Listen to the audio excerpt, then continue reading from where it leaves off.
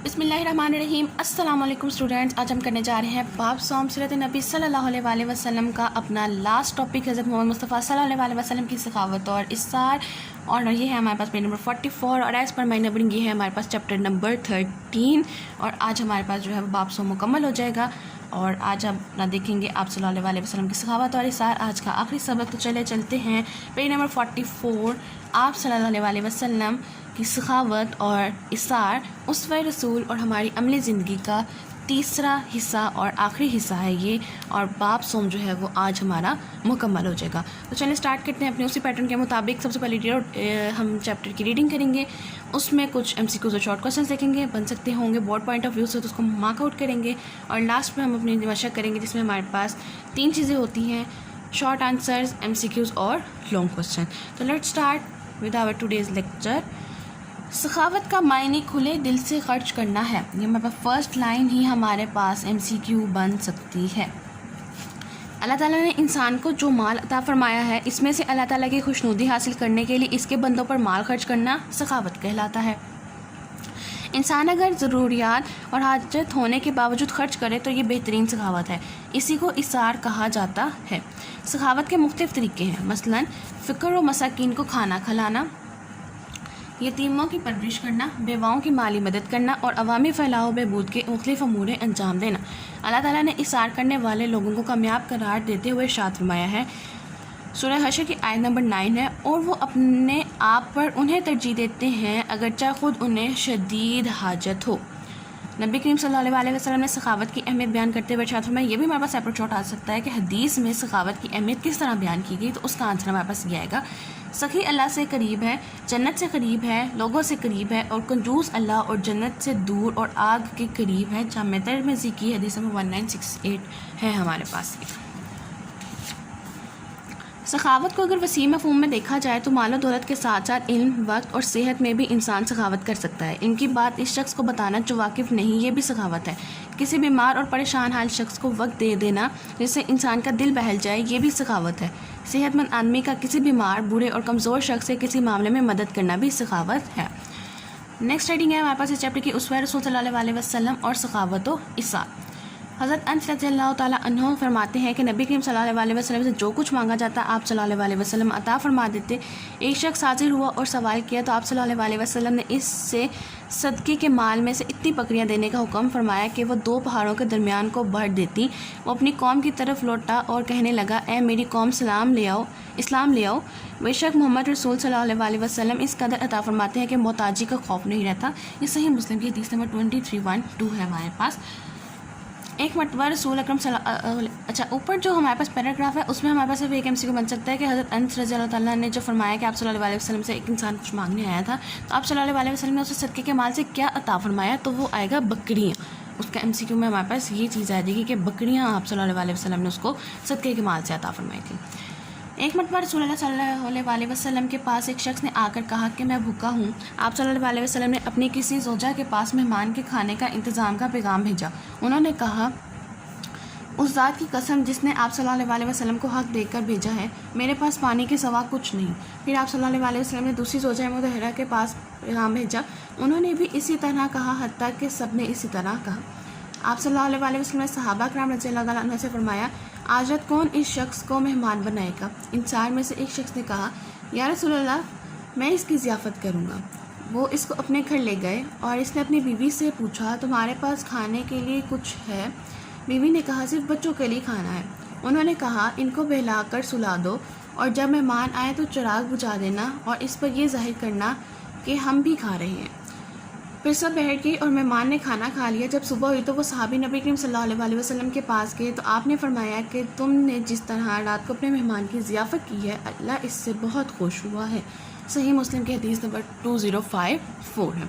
और इसमें हमारे पास सिर्फ एक MCQ यही बन सकता है कि मेहमान बनाने के लिए जो है वो कौन राज़ी हुआ, तो इंसार जो है वो हमारे पास आंसर आएगा कि उसने जो है उस शख्स को मेहमान बनाने के लिए रज़ामंदी ज़ाहिर की।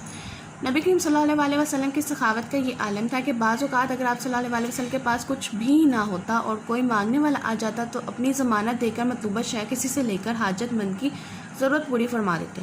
एक शख्स आप सल्लल्लाहु अलैहि वसल्लम की खिदमत में हाजिर हुआ, किसी चीज़ का सवाल किया तो आप सल्लल्लाहु अलैहि वसल्लम ने इरशाद फरमाया, اس وقت میرے پاس کوئی شے نہیں، ہاں تم میری ضمانت پر اپنی مطلوبہ اشیاء خرید لو، جب ہمارے پاس کچھ آ جائے گا ہم اس کی قیمت ادا کر دیں گے۔ ایسا کبھی نہیں ہوا کہ رسول اللہ صلی اللہ علیہ وسلم سے کوئی چیز مانگی گئی ہو اور آپ نے کبھی انکار کیا ہو۔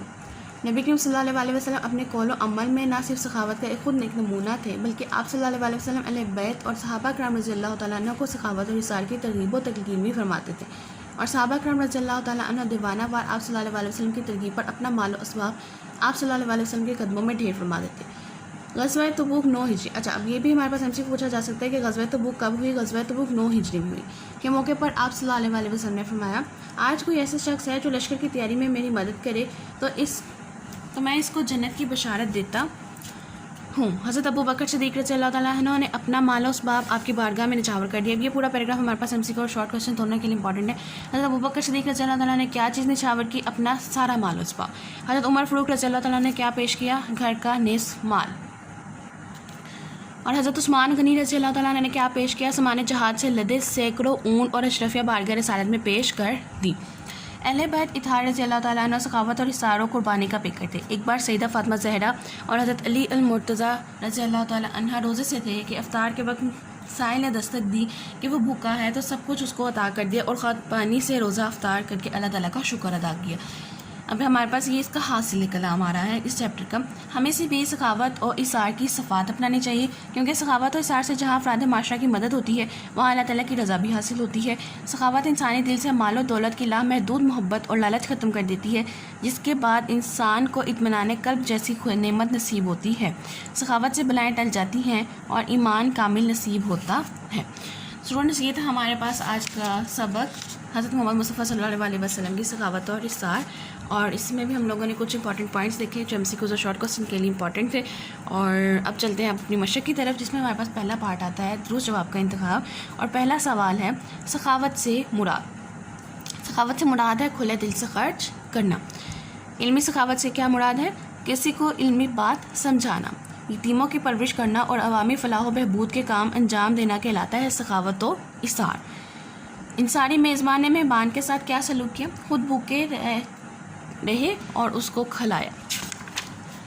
پانچواں سوال ہے غزوہ تبوک کے موقع پر حضرت ابوبکر صدیق رضی اللہ تعالیٰ عنہ نے بارگاہ نبی صلی اللہ علیہ وسلم میں پیش کیا گھر کا سارا مال۔ اب ہمارے پاس آ جاتے ہیں مختصر جوابات، اور پہلا سوال ہے سخاوت اور اثار سے کیا مراد ہے؟ اور اس کا آنسر ہے پیج نمبر 44 پہ پہلا پیراگراف ہمارے پاس اس کا آنسر آ جاتا ہے۔ سخاوت کے معنی کھلے دل سے خرچ کرنا ہے۔ اللہ تعالیٰ نے جو انسان کو مال عطا فرمایا اس میں سے اللہ تعالیٰ کی خوشنودی حاصل کرنے کے لیے اس کے بندوں پر خرچ کرنا سخاوت کہلاتا ہے۔ انسان اگر ضرورت اور حاجت ہونے کے باوجود خرچ کرے تو یہ بہترین سخاوت ہے، اسی کو اثار کہا جاتا ہے۔ تو یہاں تک ہمارے پاس فرسٹ 3 لائن جس پہلے شارٹ کا آنسر آتا ہے۔ سیکنڈ کوشچن ہے سخاوت کی اہمیت کے بارے میں اللہ تعالیٰ کا ایک فرمان بیان کریں، اور اس کا آنسر بھی ہمارے پاس پیج نمبر 44 پہ ہے، اور قرآنی آیت دی گئی ہے کہ اللہ تعالیٰ نے اثار کرنے والوں لوگوں کو کامیاب قرار دیتے ہوئے ارشاد فرمایا ہے سورہ حشر کی آیت نمبر 9، اور وہ اپنے آپ پر انہیں ترجیح دیتے ہیں اگرچہ خود انہیں شدید حاجت ہو۔ تھرڈ کوشچن آتا ہے انصاری صحابہ کو نبی کریم صلی اللہ علیہ وسلم نے مہمان کے متعلق کیا ارشاد فرمایا، اور اس کا آنسر ہے ہمارے پاس پیج نمبر 45۔ ہیڈنگ ہے ہمارے پاس وصف رسول صلی اللہ علیہ وسلم اور سخاوت و اثار کا سیکنڈ پیراگراف کی ہمارے پاس آ رہی ہے 4تھ لائن کہ آپ صلی اللہ علیہ وسلم نے صحابہ کرام سے فرمایا آج کون اس کو مہمان بنائے گا؟ کہ انسان نے اس شخص کو کہا یا رسول اللہ میں اس کا اضافت کروں گا۔ یہ پورا پیراگراف ہمارے پاس، یہ پوری حدیث جو ہم نے پڑھی ہے ریڈنگ کے دوران، یہ ہمارے پاس فل ہمارے پاس اس کا آنسر آئے گا۔ فورتھ کوشچن ہے سخاوت کی مالی، بدنی اور علمی صورتوں کی وضاحت کریں۔ اس کا آنسر ہمارے پاس پیج نمبر 45 پہ سب سے پہلا پیراگراف جو دیے گئے 3 لائنس کا، وہ ہمارے پاس اس کا آنسر ہے کہ سخاوت کو اگر وسیع نے دیکھا جائے تو مال و دولت کے ساتھ ساتھ علم اور وقت اور صحت کو بھی انسان سخاوت کر سکتا ہے۔ ان کی بات اس شخص کو بتانا جو واقف نہیں، یہ بھی سخاوت ہے، اور اسے علمی سخاوت کہتے ہیں۔ کسی بیمار اور پریشان حال شخص کو وقت دے دینا جس سے انسان کا دل بہل جائے، یہ بھی سخاوت ہے۔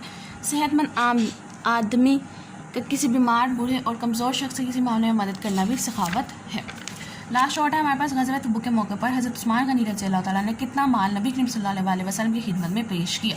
اس کا آنسر ہے ہمارے پاس پیج نمبر 46 پہ سیکنڈ لائن ہے کہ حضرت عثمان نے سامان جہاد سے لدے سینکڑوں اونٹ اور اشرفیہ بارگاہ رسالت میں پیش کر دی۔ اب تیسرا حصہ ہمارے پاس آ جاتا ہے تفصیلی جوابات کا، اور اس میں ہمارے پاس ایک ہی تفصیلی جواب ہے، اور وہ ہے سیرت طیبہ سے سخاوت کو مثالوں سے واضح کریں۔ اور اس کا آنسر ہے ہمارے پاس پیج نمبر 45. ہیڈنگ ہے عصور رسول اور سخاوت و اثار.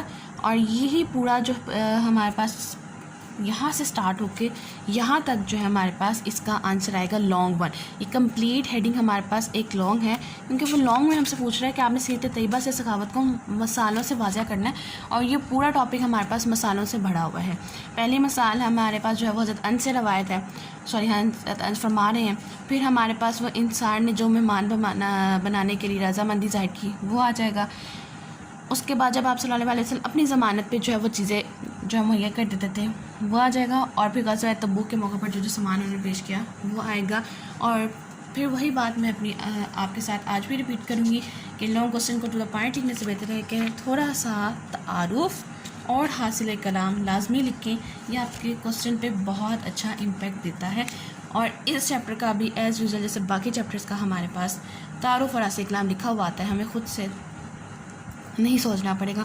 تو میں آپ کو یہی سجیسٹ کروں گی کہ پہلے سخاوت کا تھوڑا سا مفہوم لکھیں، اثار کو ایکسپلین کریں، قرآن کی روشنی میں ایک آیت لکھیں، پھر حدیث لکھیں. اس کے بعد آپ موو کریں مثالوں سے جو ہے سخاوت کی وضاحت کی طرف. تو آپ کا بہت اچھا اور پریزنٹیبل لانگ کوسچن ہو جائے گا.